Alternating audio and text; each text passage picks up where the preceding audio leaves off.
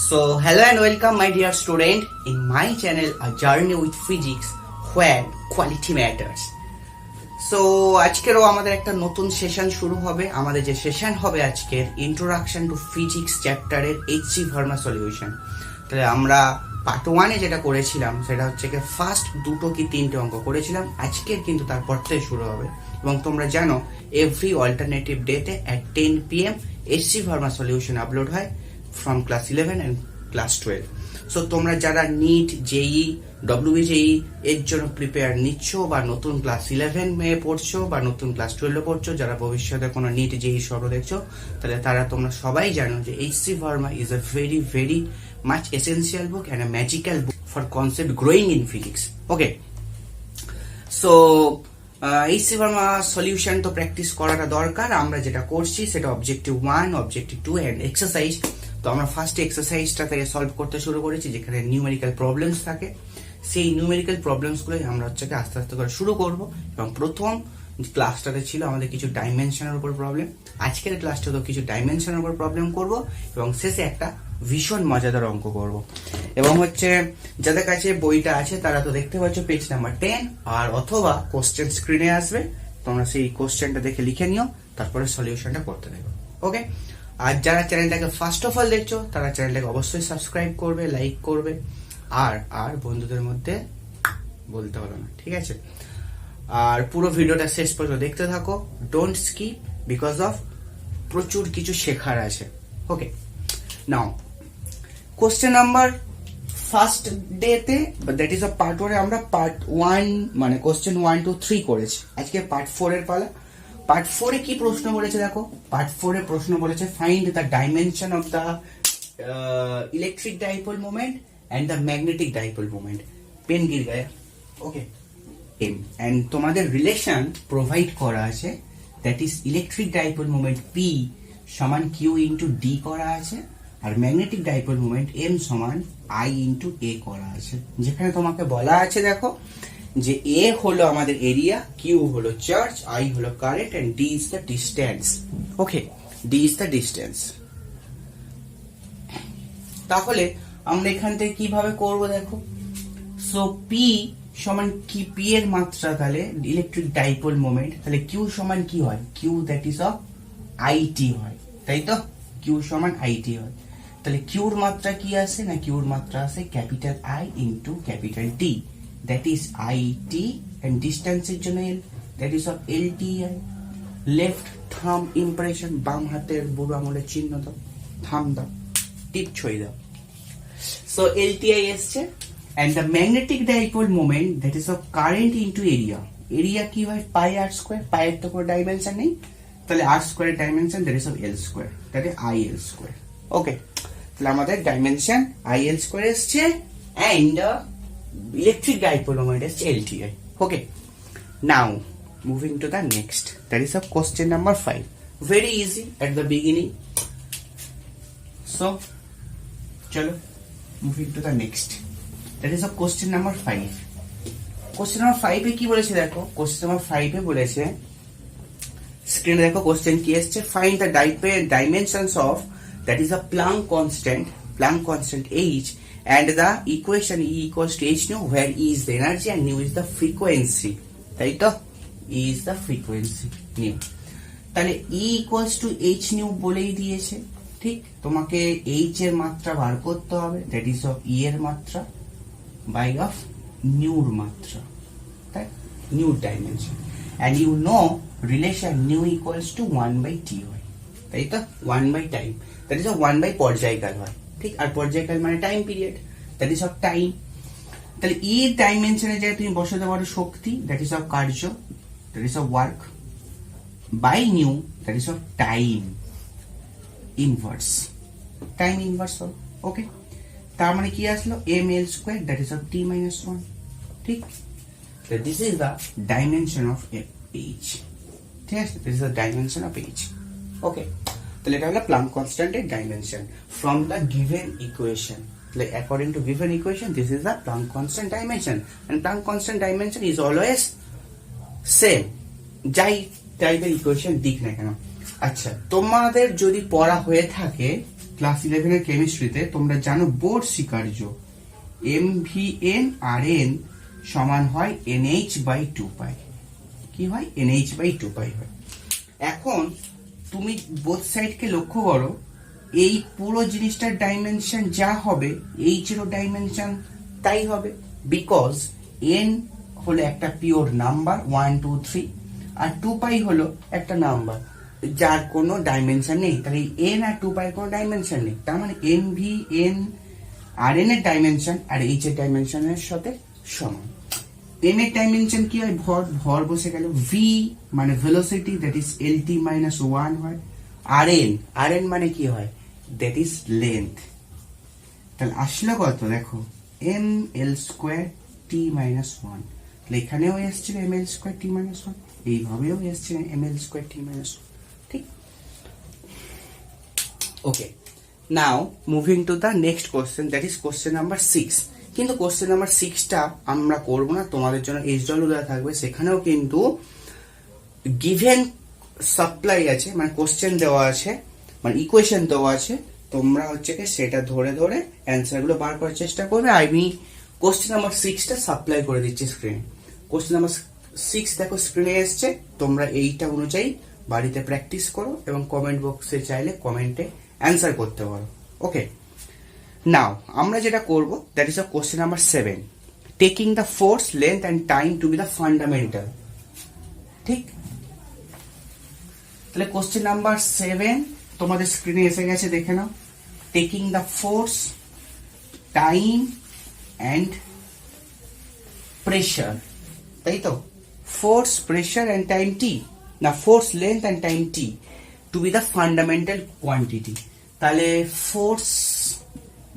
Force F হলো fundamental quantity, তার মানে ফোর্সের ডাইমেনশন F হবে। লেন্থের ডাইমেনশন, লেন্থকে যেহেতু L দ্বারা প্রকাশ করি তাহলে লেন্থের ডাইমেনশন L হবে। অ্যান্ড টাইম যেহেতু T দ্বারা প্রকাশ করি তাহলে টাইমের ডাইমেনশন T হবে। তাহলে this 3 R the fundamental quantities. ঠিক আছে? আবার তোমরা জানো যে ফান্ডামেন্টাল কোয়ান্টিটি দিয়ে দিলে তাহলে ফান্ডামেন্টাল কোয়ান্টিটির আকারেই কিন্তু ডাইমেনশন গুলোকে বার করতে হয়। যেমন আমাদের 3টে ফান্ডামেন্টাল কোয়ান্টিটি মোস্ট কেসে ইউজ হয়, that is of among 7 3 are very much used, তাই না? MLT, ভর, দৈর্ঘ্য আর টাইম টি, এটাই হচ্ছে আমরা বেশিরভাগ ইউজ করি। সেই জন্য প্রত্যেকটা ডাইমেনশনের মধ্যে কিন্তু আমরা MLT খুঁজে পাই, because they are the fundamental units এবং তাদের মাত্রাটাও ফান্ডামেন্টাল হবে। কিন্তু এখন আমরা যদি ফোর্স, লেন্থ অ্যান্ড টাইম টিটাকে ফান্ডামেন্টাল ইউনিট হিসেবে ধরি তাহলে তাদের ডাইমেনশনটাও ফান্ডামেন্টাল হবে। সেই ফান্ডামেন্টাল ডাইমেনশন ধরে অর্থাৎ FLT, এই বেসিসে নিচের প্রশ্নগুলোর অ্যান্সার দিতে হবে। ফার্স্ট প্রশ্ন কি ছিল? না ডেনসিটি। ডেনসিটিটাকে তোমাকে এইটার থ্রু দিয়ে এক্সপ্রেস করতে হবে। আচ্ছা দেখো, ডেনসিটি মানে কি? Density D equals to mass by volume. Mass by volume. তাহলে মাসকে তুমি লিখে দাও m, আর ভলিউমটাকে লিখতে পারো লেন্থের কিউব। ভলিউমটাকে লিখতে পারো লেন্থের কিউব। যেহেতু দেখো লেন্থ ফান্ডামেন্টাল কোয়ান্টিটির মধ্যে একটা কোয়ান্টিটি, ফান্ডামেন্টাল 3টে কোয়ান্টিটির মধ্যে একটা কোয়ান্টিটি, তাহলে এলটাকে আর তোমার হাত দেওয়ার কোনো দরকার নেই। এবার এমটাকে সাবস্টিটিউট করার চেষ্টা করতে হবে তোমাকে। এবার এমটাকে তুমি কোত্থেকে সাবস্টিটিউট করতে পারো তুমি ভাবো, এমটাকে কোত্থেকে সাবস্টিটিউট করতে পারো? না, এমটাকে সাবস্টিটিউট আমি করতে পারি, আমরা জানি ফোর্স সমান মাস ইনটু অ্যাসিলারেশন। তাহলে এম এর জায়গায় তুমি লিখতে পারো ভর মানে force by acceleration A by L cube. ঠিক?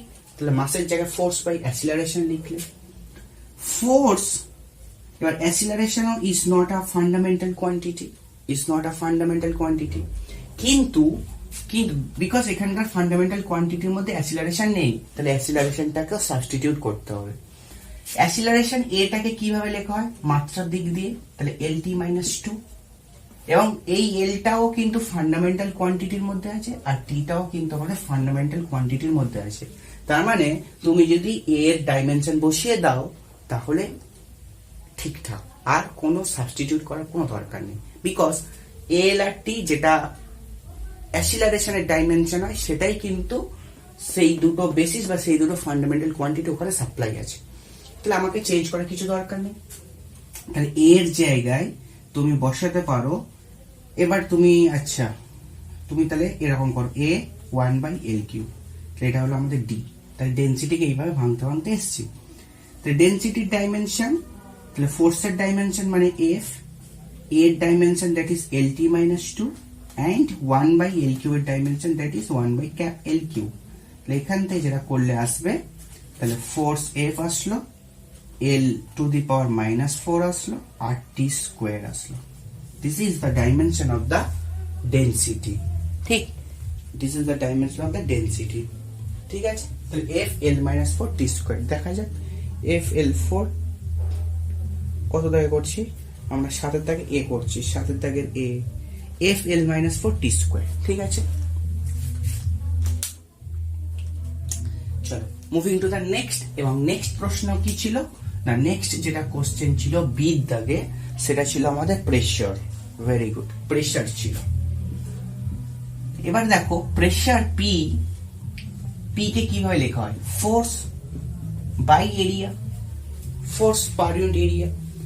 তাহলে তুমি ফোর্সটা, তুমি তাহলে প্রেসারকে কিভাবে লিখবে ডাইমেনশনের দিক দিয়ে? ফোর্সের ডাইমেনশন বাই এরিয়ার ডাইমেনশন। এন্ড ফোর্সের ডাইমেনশন কি? ফোর্স নিজেই একটা ফান্ডামেন্টাল কোয়ান্টিটি, তাহলে ফোর্সের ডাইমেনশন এফই হবে। এন্ড এ মানে কত? লেন্থ স্কোয়ার, তার মানে L² আমি বসাতেই পারি, because L is the fundamental quantity. তাহলে আমাকে কোনো আর সাবস্টিটিউট করার দরকার পড়ছে না। তাহলে অ্যাকচুয়ালি আসলো কত? FL-2, that is your dimension of pressure in terms of FLT basis or FLT fundamental quantities. Now option C, that is a question number C, that is a momentum. So momentum এ কি আসবে দেখো, momentum এ আসবে momentum P দ্বারা চিহ্নিত করা। আচ্ছা PM বলো, তো এটা হলো M into V, M into V দিয়ে momentum-এ আমরা রিলেট করি। এমটা আবার দেখো কিন্তু ফান্ডামেন্টাল কোয়ান্টিটি নয়, এমটাকে তোমাকে সাবস্টিটিউট করতে হবে। তাহলে ফোর্স বাই তোমার অ্যাক্সিলারেশন, এগেন এফ সমান এম এ হয়। এন্ড ভিটাকে তুমি কিভাবে লিখতে পারো? ভিটাকে লিখতে পারো ডিস্টেন্স আপন টাইম টি, তাই না? ডিস্টেন্স আপন টাইম টি। তাহলে এটাই হলো ভেলোসিটিকে এইভাবে রিপ্রেজেন্ট করা হয়। তাহলে মোমেন্টামের ডাইমেনশন আসলো, ফোর্সের ডাইমেনশন এফ, এর ডাইমেনশন কত হয়? LT-2, এবং সেই দুটো ফান্ডামেন্টাল কোয়ান্টিটির আন্ডারে। তাহলে আমাকে আর কিছু চেঞ্জ করতে হবে না।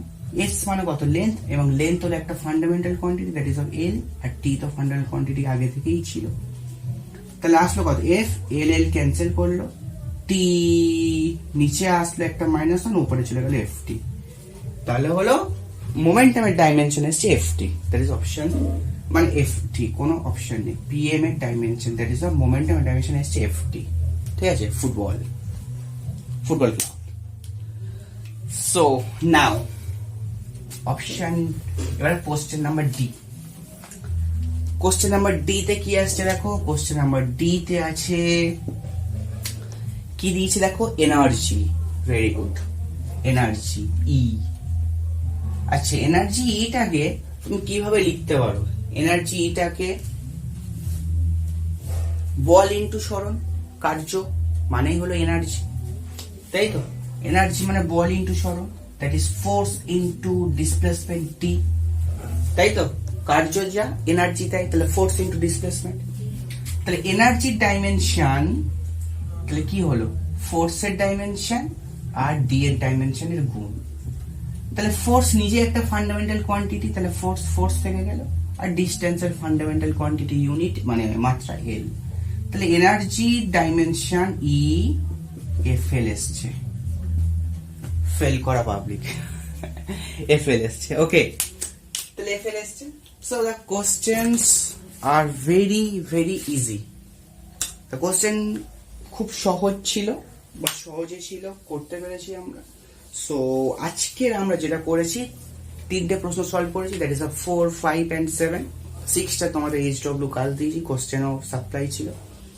সো আজকের ক্লাস নিশ্চয়ই এই পর্যন্তই থাকবে। দেখা হবে পরের ভিডিওতে একটা নেক্সট সেশনে, নেক্সট পার্টে, দ্যাট ইজ পার্ট নাম্বার 3 নিয়ে। সো তব তক কে লিয়ে টাটা।